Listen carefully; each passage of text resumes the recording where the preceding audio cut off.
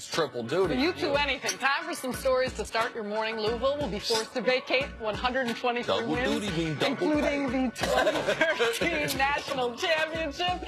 That means they'll also have to take down their championship banner. Cece, what's your reaction to all of this? Not a good time to be talking about play for pay, but the NCAA, to me, the NCAA, when I want them to get involved, they don't get involved. When I don't want them to get involved, they're always involved. Like, how significant is it to be able to take down the banner? Like, I mean, what does it really mean? Like, I don't think it's I do believe that when you have infractions, that the program should be penalized. But I just believe that the threat of taking down banners is not a big enough threat. I believe that the other sanctions and other things due to the program are far more important in my judgment. While those are more punitive, the problem with those is those affect typically players that had nothing to do with the violations, because the NCAA justice system is slow moving. What I am curious about is they're taking down the banner. They're vacating the title. Are they vacating that terrible old man tattoo Rick Pitino got to commemorate the title? If you remember, he got this one on his back left shoulder, the Louisville 2013. So I don't know if the NCAA can go get that from him, but other than that, I mean, listen, he's got 123 wins they took from him. This is the first time in the Final Four era that a team's ever had to vacate a championship. We've seen teams vacate Final Fours, never seen a team vacate a championship. Let me tell you what's more penal. That money they took from Rick Pitino. Oh, yeah. Ooh, it's a lot of money. Guaranteed money. To the NFL, Le'Veon Bell's contract issues continue despite wanting a long-term deal. Reports say the Steelers are expected to use the franchise tag on the running back. Nick, are the Steelers making a mistake not signing Bell to a long-term deal? No, from a cap management standpoint, from a team-building standpoint, I totally understand what they're doing. It's one of the reasons, though, from a player standpoint, I hate the franchise tag. It restricts player movement. It restricts your ability to capitalize on great seasons. It incentivizes teams to not worry about your long-term future and just worry about right now. But if you're running the Pittsburgh Steelers, you're not worried about Le'Veon Bell in year 9. You're worried about Le'Veon Bell right now. And you can keep him. You can restrict him.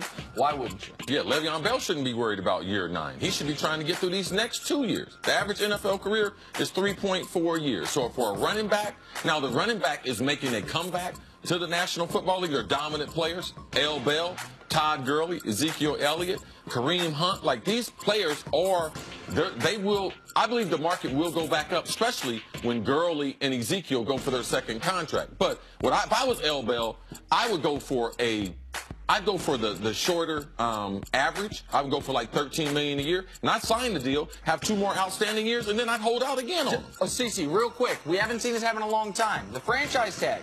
A team can come get you now, as long as they're willing to give up consecutive first-round picks. You know, a team sitting at the very end of the first round, the New England Patriots.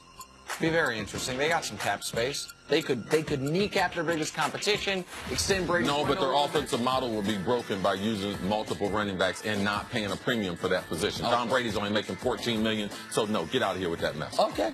All right.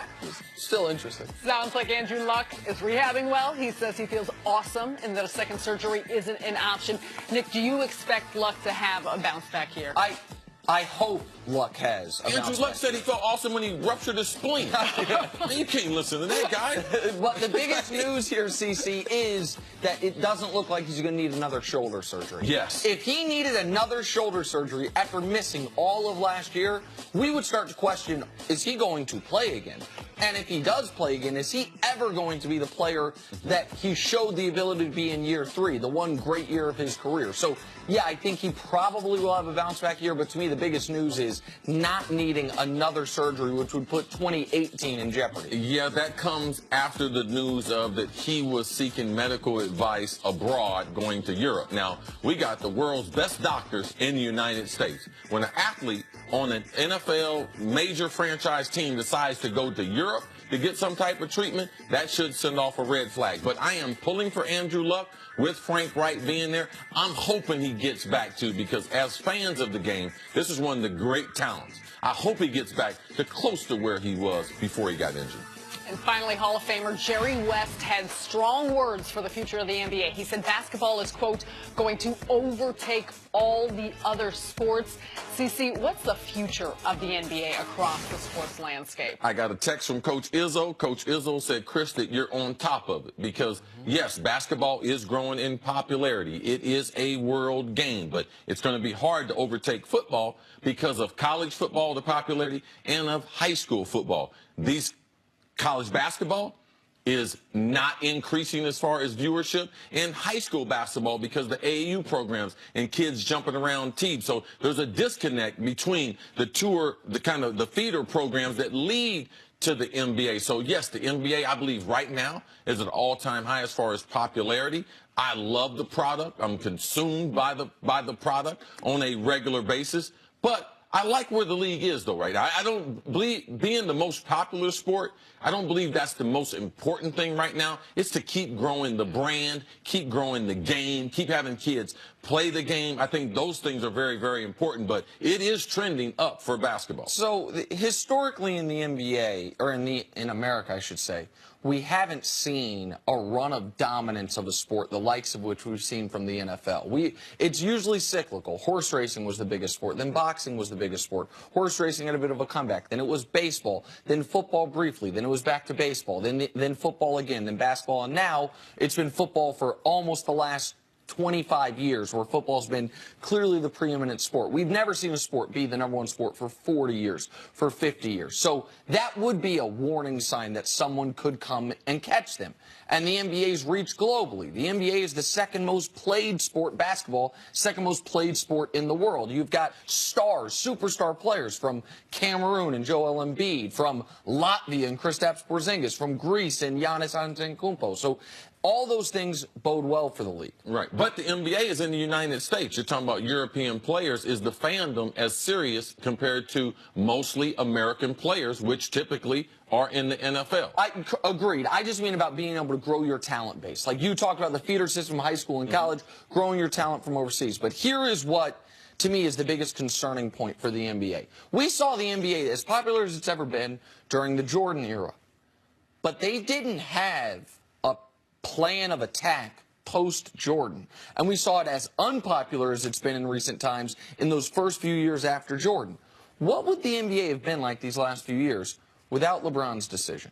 Without LeBron going back to Cleveland, without there seemingly being a team coming out of the East that plausibly could deal with the Warriors? What would happen to the NBA if LeBron did what Isaiah Thomas yesterday, Zeke, the Hall of Famer Isaiah Thomas, said he would do if he was going to leave Cleveland, which is go to Golden State?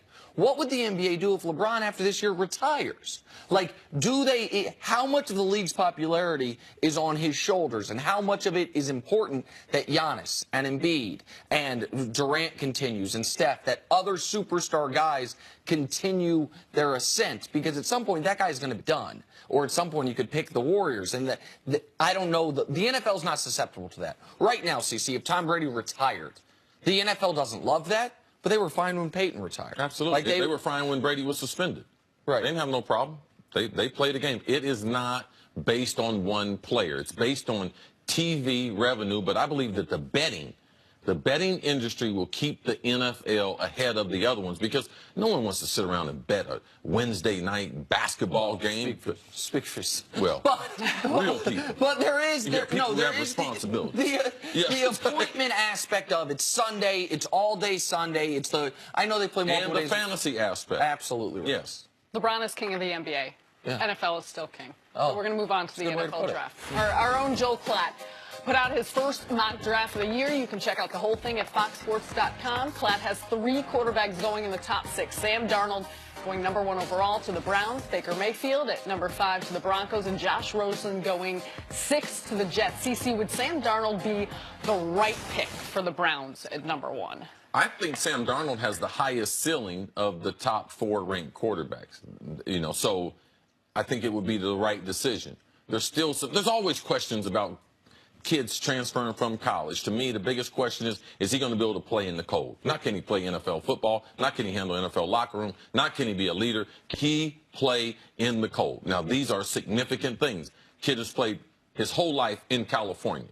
When you play in Ohio, man, you have to be a different person. The elements, they play a part. I do believe he has the arm strength and the arm talent to be able to throw the ball through the wind. Because if you don't have a big arm, what happens to a ball in the air, especially if you don't throw a tight spiral, the wind hits the front and the back of the ball. And it's like a spaceship coming back into the atmosphere.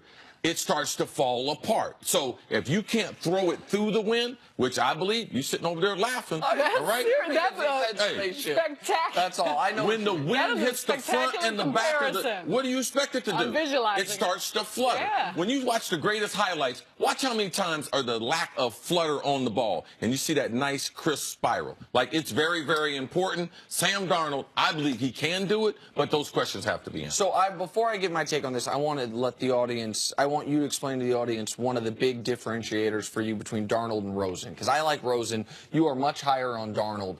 And one of the things you continually talk about is the violence of pro football and whose bodies are equipped to deal with it. You said in our morning meeting, none of these guys have any idea what they're about to experience. No, none of these neither guys. did I. Neither did I. And I had to make up my mind, this is what I want to do. Like, you leave practices and you have to make a conscious decision. I'm going to go back and get some rest, and I'm going to come back for some more of this. A lot of guys don't. Now, they might continue to play, but their total buy-in to what they're going to allow to happen to their body, oh, they changed the way they're going to play.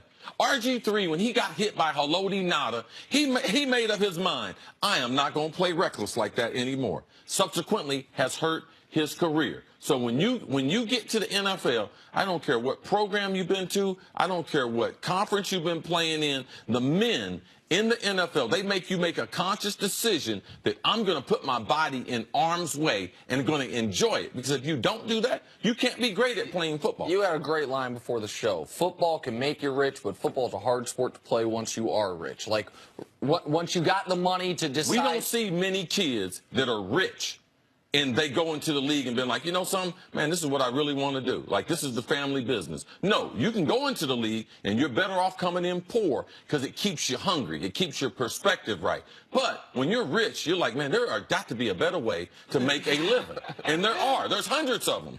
And the reason I brought up the body types is you just think Rosen's body is more, Darnold's body is more equipped to handle the punishment. He's thicker. Yes, I like his throwing motion. I believe he's quicker to get the ball up and down. I believe he's a little more accurate than Josh. And Josh is a former tennis player. I haven't seen a guy that sit in the pocket, former tennis player. So that part right there, the volley in the ball don't hit back. This one's going to be hitting back. All right, so I don't know, to be totally candid, who the Browns should take at number one.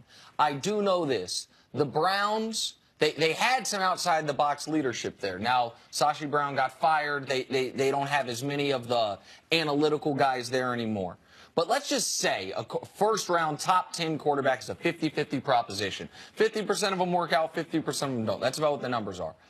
Well, if you have the first and the fourth pick, the odds of two 50-50 propositions crapping out are only 25%.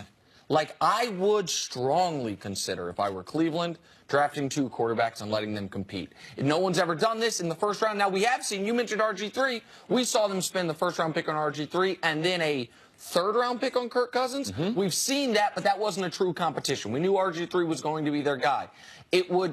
I know you can get a great player at number 4, but if you miss on the quarterback at number 1, it doesn't matter how good Minkah Fitzpatrick is. It doesn't matter how good Saquon Barkley is. You're stuck on the same treadmill. No team's ever done it, but no team that I can remember has had the struggles in finding a quarterback that the Browns have had for 30 years and had the opportunity in a quarterback-rich draft with 2 top 5 picks. Yeah.